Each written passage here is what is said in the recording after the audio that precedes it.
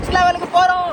S, மூவிக்கு ஒரு 30 minutes பிஃபோரா போனதால ஒரு 4 லோட்டா பானிபூரியை உள்ள இறக்கிட்டு மூவிக்கு போயிட்டோம். அண்ட் டிடி நெக்ஸ்ட் லெவல்ன்ற டைட்டிலுக்கு ஏற்ற மாதிரியே படமும் நெக்ஸ்ட் லெவலாக தாங்க இருந்தது. அண்ட் ரொம்ப நாள் அப்புறம் நல்லா சிரிச்சு என்ஜாய் பண்ண படம்னா இதுதான். சந்தானம் சாரோட ஆக்டிங்கை பற்றி சொல்லி ஆகணும். ஸ்டார்டிங் டு எண்டிங் எங்கேயுமே மாறாமல் த்ரூ அவுட் த கேரக்டராக வாழ்ந்திருக்காரு.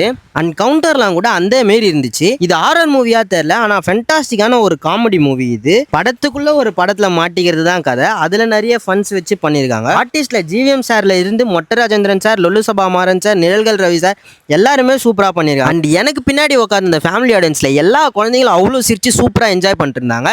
ஸோ இந்த படத்துக்கு வந்த மிக்சட் ரிவ்யூ எல்லாம் தூக்கி ஓரம் போட்டு படத்தை போய் பாருங்க, அவ்வளோ சூப்பரா இருக்கு. அண்ட் இந்த சீனை பார்த்தீங்கன்னா உங்களுக்கே தெரியும் எவ்வளோ சூப்பராக இருக்குன்ட்டு.